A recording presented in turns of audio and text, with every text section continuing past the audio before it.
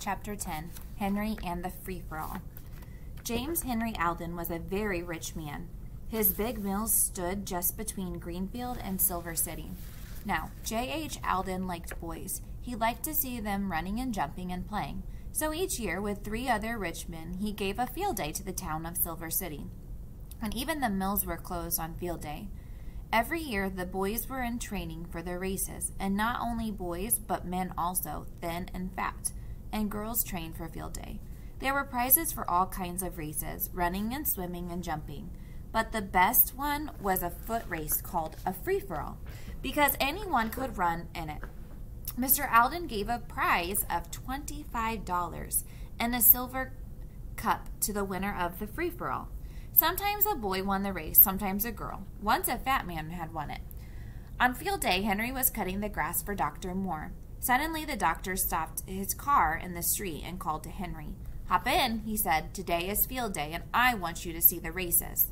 Henry hopped in, and the doctor started the car. "I'm sorry I can't go," said Dr. Moore, "and I want to know all about it. I want you to tell me who wins each race." Soon Henry found himself sitting on the bleachers. By and by, a small boy climbed up the bleachers and sat beside him. Then a man called, "Free-for-all! Come and get ready." "What is that?" asked Henry. "A free-for-all."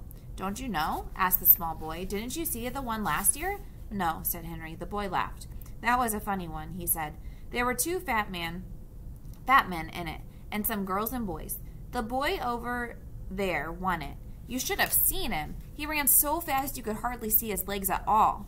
Henry looked at the winner of last year's race. He was smaller than Henry, but he was older. Suddenly, Henry stood up and quietly left the bleachers. He went to the room where the boys were getting ready for the race. "Do you want to run in the race?" the man asked. "Yes, I do," replied Henry. The man gave him some track clothes to put on. "Where did you train?" he asked. "I never was trained," said Henry. "These boys have been training all year," remarked the man. "Oh, I don't think I'll win," answered Henry, "but I like to run. It's lots of fun, you know." "So it is," said the man. "So it is." Henry could hardly wait for the race to begin. He loved to run, but at last the race was called. It was time to start. Henry was number 4. Now Henry began to think. "It's a long race," he said to himself. "I must go easy at first." The bell rang. Off went the runners down the track. In almost no time, Henry was far behind most of the other runners. But he did not seem to mind this. "It's fun to run anyway," he said again to himself, and he tried to see how easily he could run. All at once, he had another thought. "I have tried to see how easily I can run," he said to himself. "Now I'll try to see how fast I can run." Then all the people began to see how fast Henry could run. He ran faster and faster, and soon he passed the 2 girls ahead of him. Then he passed a fat man and a little boy. The people began to shout, "Number 4! Number 4!" Here was the kind of race they loved. "Faster, faster," cried Henry to himself. "I could run faster than this." He could. He passed number 25 and number 6. Then he passed number 5 and number 10. Only one runner was ahead of him. It was number 16. Then Henry began to think of winning the race. He knew how much the $25 prize would mean to Jessie and the rest of the children. "I'm going to win the race," he said to himself. "I must pass number 16. He ran still faster. He could see the line at the end of the race. "Number 4! Number 4!" shouted the people. "He is going to win!"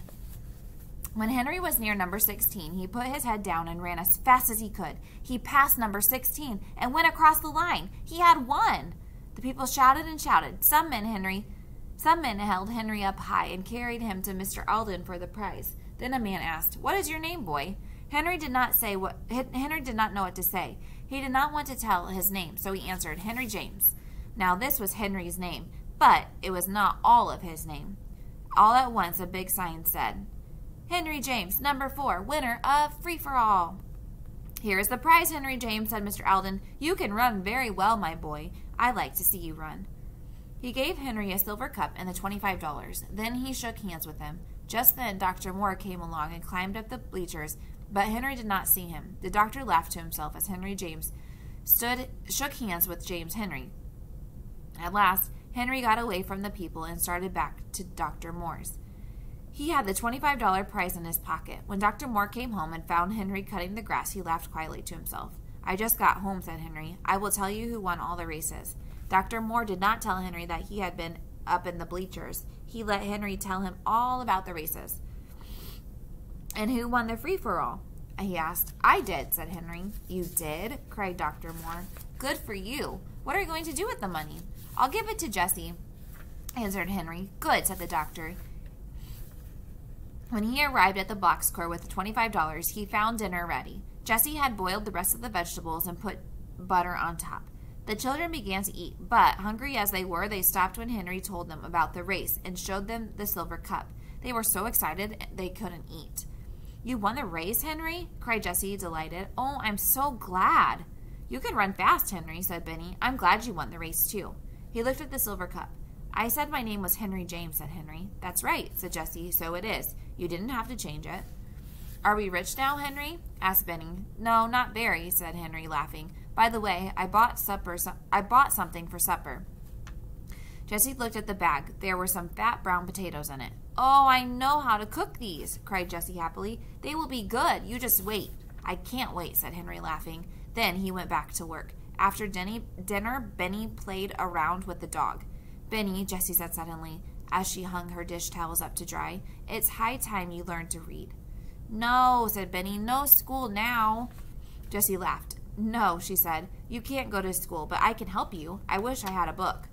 We could make a book, said Violet. We have all the papers left from bundles. So we could, Jessie replied. But what could we use to make the words? We could use a burned stick out of the fire, said Violet. So Jessie put the end of a long stick into the fire and burned it black. Then she used the burned end to make words. Won't Henry be glad when he finds Benny can read? Cried Violet. Now Benny did not learn to read, but he liked to watch the girls make the book. Jessie made the word S-E-E-M-E, see me, in the book. She called Benny, but he could not tell see from me. Don't you see, Benny? Said Jessie. This has an S. It says see. This one has M. It says me. But Benny did not see. It is too hard for me, he said. I'll tell you, Jessie, said Violet at last. Let's make C on one paper and me on the other. That's the way they do in school. Then have him point to C. The girls did this. They called Benny, and Jessie showed him again, very carefully, the word that said C. Then she put the two words down on the ground. Now, Benny, point to C, said Jessie. Benny looked at the two words. He could not tell. But Watch barked and put his paw on C. Now, Watch did not know one word from the other, but Benny thought he did. Was he going to let a dog get ahead of him? Not Benny. He looked at the words and learned them almost at once. Good old Watch, said Jessie. It isn't hard at all, said Benny. Is it, Watch? Before supper, Benny could read. See me. See me run. I can run. Can you run? Good boy, said Jessie. Now I must get supper. The children started up the fire and washed the potatoes in the brook. Then Jessie put wet papers around them and put them in the fire under the hot stones. Are you going to burn them up, Jessie? Asked Benny. Oh, no, Benny, said Jessie. You wait and see. When Henry came home, he found Jessie rolling the potatoes out on the fire. They were very black. Oh, did you burn them up? Asked Henry. No, indeed, said Jessie. Come and see. She gave 3 black potatoes to each one. They are very hot, said Violet. Look out. Open them, said Jessie, and take out the potato with a spoon. Then put butter on top and some salt. I will get Benny's out. Well, how are they? Oh, cried Benny, they are delicious. What did I tell you, said Jessie. Have some milk. Milk and potatoes make a very good supper, said Henry. I can read, remarked Benny. What? Said Henry. Yes, he can, said Violet. He learned this afternoon. Go and get your book, Benny.